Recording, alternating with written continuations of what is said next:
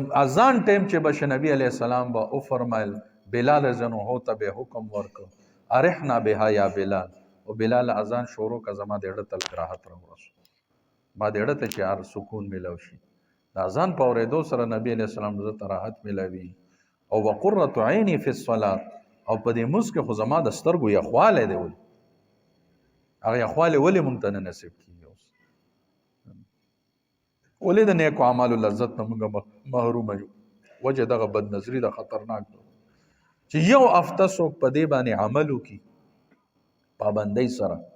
بد نظری نه ځان بچ کی ان شاء الله د دې مرض نه به الله خلاص کی پابندۍ سره ګور یو